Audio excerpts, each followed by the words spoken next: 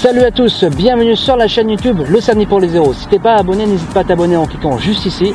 Je suis actuellement à Brisbane, dans le quartier de Manly. Aujourd'hui, je suis avec deux backpackers. Nouvelle interview sur la chaîne YouTube. Salut à vous deux. Salut Damien. Alors, ton prénom? Johan. Margot. Vous êtes donc en couple? Voilà. Et vous avez décidé donc de partir en Australie. Exactement. Dans le cadre d'un visa vacances-travail, réservé au moins de 31 ans précisément. Ouais. Alors, pourquoi cette décision de partir à 20 000 km de la France alors qu'au final, on a tous les paysages en France? Envie d'une nouvelle expérience dans un pays où on ne connaît pas forcément la langue. Voilà. Moi, c'était vraiment quelque chose pour faire vraiment une belle parenthèse pour ma vie professionnelle en France et pour vraiment avoir quelque chose de mieux en rentrant. D'accord, ouais, voilà. un peu de changement. Un peu de changement. Et moi, c'était aussi pour avoir aussi une expérience professionnelle aussi dans nos domaines à Sydney. Ouais, voilà. Et voilà, nous on a travaillé sur Sydney tous les deux dans nos domaines, donc on a eu la chance de pouvoir rajouter une ligne supplémentaire sur notre CV dans nos domaines. Voilà. Donc ils ont travaillé donc dans la ville de Sydney.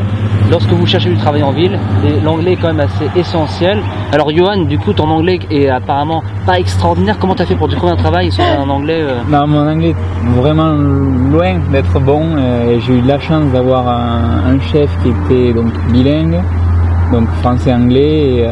Voilà, il m'a pris vraiment pour mon savoir-faire et voilà, j'ai fait avec l'anglais que j'ai pu, mais voilà, donc j'ai pu bosser un petit peu à temps partiel, mais voilà. sans un anglais extraordinaire. Voilà, c'est un anglais extraordinaire. Donc concrètement, donc là Johan est en train de vous dire que même si vous n'avez pas un anglais extraordinaire, en Australie ils vont plutôt vous embaucher pour vos compétences plus par rapport à ça que vos diplômes ou voilà, attacher un point d'importance sur la culture. Et donc Margot, toi tu as travaillé donc dans l'hôtellerie dans un des plus beaux palaces d'Australie. Ouais. Ouais, dans le plus bel hôtel de Sydney, donc ça a été une expérience superbe. J'ai été très bien accueillie au niveau de l'entreprise, c'était vraiment un bonheur de travailler là-bas. On est vraiment, on se sent vraiment, comment dire, récompensé par son travail. Le chef n'hésite pas à nous féliciter quand c'est bien. Voilà, on se sent impliqué dans l'entreprise et on est vraiment motivé au travail. Voilà. Et du coup, concrètement, vous avez senti une différence de culture lorsque vous avez fait le même travail que vous avez fait en Australie et en France? Vous avez senti une différence de culture ou d'approche dans le travail? Carrément, ouais. Carrément. Ouais. C'est clair que je sais pas comment dire, mais c'est pas pareil. Ouais, on est beaucoup plus récompensé, valorisé, voilà. Et on est récompensé pour les choses qu'on fait bien. Il n'y a pas une journée où le chef dit pas merci d'être venu travailler, t'as bien travaillé, voilà. Même les clients vont faire vraiment des efforts, même si on parle pas bien anglais comme moi par exemple, ils vont vraiment faire l'effort. S'intéresse au suivi d'où on vient, un échange qui est assez agréable. Voilà, ils sont en train de vous dire en gros qu'en Australie, c'est le pays des possibilités, c'est le pays de la chance. Donc Margot qui a travaillé dans des plus beaux palaces en Australie, peut-être qu'en France on a peut-être plus de difficultés. Et Johan qui a travaillé notamment dans des tournois à accorder des raquettes de joueurs professionnels, chose qui donne un peu de frisson et qui me fait frissonner aujourd'hui. Et ça fait rêver de corder des raquettes de joueurs même dans des tournois de deuxième niveau. Enfin, c'était extraordinaire. Ouais, c'était top. Et alors, par rapport à ce que vous attendez et par rapport à ce que vous avez vécu, est-ce qu'il y a eu un décalage concret par rapport au paysage, par rapport à la culture, par rapport à n'importe quoi? Est-ce qu'il y a vraiment eu un décalage où vous êtes vraiment heureux aujourd'hui de faire votre expérience?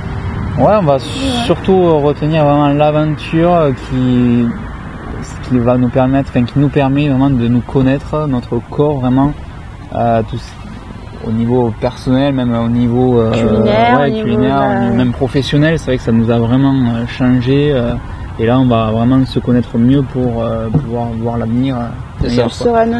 Voilà, ce genre d'expérience en PVT, ça peut être n'importe où autour du monde, ça permet de mieux se connaître, de mieux savoir ce qu'on veut, ce qu'on aime, ce qu'on n'aime pas. Voilà, ce qu'on n'aime pas, et donc du coup ça vous permet d'avoir une idée plus précise de vos projets pour l'avenir, quoi. Ouais. D'accord. Ouais. Et alors, donc vous avez donc acheté un van, donc un van New South Wales.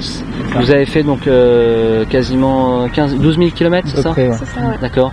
Et donc vous en tirez un bilan positif de ce road trip. Est-ce que la vie en van est difficile? Est-ce que ça fait rêver? Moi, on en retire un positif parce qu'on n'a pas eu de merde.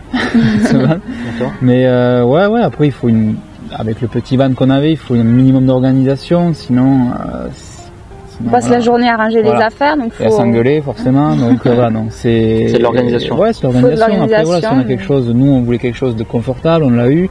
Donc voilà, il n'y avait pas de souci. On a eu le van qui nous correspondait. Voilà. Nous, ce qui nous était important, c'était d'avoir un bon lit et d'avoir un bon moteur. Voilà. Donc le van, globalement, c'est une solution comme économique et confortable. Vous ne posez jamais la question où je dors ce soir. Et donc du coup, derrière, il y a la revente. Où, logiquement, vous arrivez après à revendre par rapport au prix d'achat. Et c'est comme logiquement intéressant, même s'il y a des problèmes mécaniques, globalement. Par rapport à la location, c'est sûr. On s'en sort très. Voilà, un van, au bout de 2 mois et demi, il est rentabilisé par rapport à une location. Donc c'est vraiment très intéressant sur du moyen terme. Sur du moyen terme. Voilà, voilà, c'est ça. Et donc du coup, votre coup de cœur en Australie, est-ce que vous êtes arrivé à un endroit où vous vous êtes dit waouh, truc de malade mental? Nous on a bien aimé Sydney, franchement c'était le wow. Et après bon, au niveau de la faune c'était le kangourou, nous c'est on tombe amoureux des kangourous.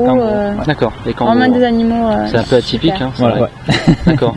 Mais après on a bien aimé le centre rouge, le Kings Canyon, l'Uluru, c'était. Le Red Center, les McDonald's. C'était vachement sympa.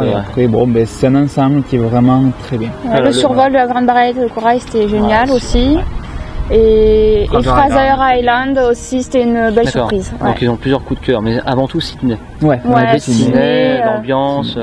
C'est vrai qu'il y a une magie que j'ai pas retrouvée dans une autre ville. Après il y a des gens qui pourront commenter ou dire qu'ils ont préféré Melbourne, etc. Mais c'est vrai qu'à Sydney il y a ce truc que dans d'autres villes on ne retrouve pas. C'est vrai. Et donc gros budget pour cette année. Gros budget. Beaucoup moins que ce qu'on avait prévu. Beaucoup moins, parce que déjà moi personnellement avec mon anglais je n'avais pas forcément prévu d'avoir la chance de travailler comme ça, donc au final j'ai touché moins d'argent de côté que prévu. Margot a fait finalement du bénéfice. Je repars avec de l'argent en France. Moi non, parce que j'étais à temps partiel, mais très positif. Plus positif. D'accord. D'accord, donc un très bon bilan. Vous le conseillez à tous les gens qui regardent cette vidéo. Ah après il faut avoir un peu de chance aussi quoi. Il faut avoir un peu de chance, mais il faut aussi mettre sa chance de côté, il faut se lancer, se dire que faut tester quoi, c'est pas que pour les autres quoi. Si malheureusement ça se passe mal à un endroit, c'est comme le stagnant, il faut pas hésiter à voir ailleurs et faut être dynamique. Mais quand on a un savoir-faire, on y arrivera. Il faut être un peu débrouillard et ne jamais s'énerver, même quand on tombe en rade dans le désert. C'est ça. Voilà. Donc c'est un bon bilan positif. C'est super.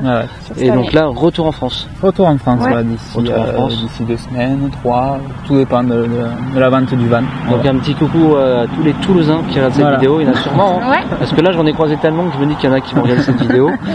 Et en tout cas, merci à vous deux, merci d'être venus à la réunion des backpackers qui a eu lieu donc en France à plusieurs reprises, bien sûr. Et très bon retour. Et merci d'avoir accepté cette vidéo, cette nouvelle interview. Et n'hésitez pas bien sûr à vous abonner sur YouTube en cliquant juste ici. Là vous êtes bientôt au cap des 2000 abonnés, donc c'est déjà super. Merci à tous et à bientôt. Allez, salut les amis et à bientôt. Salut.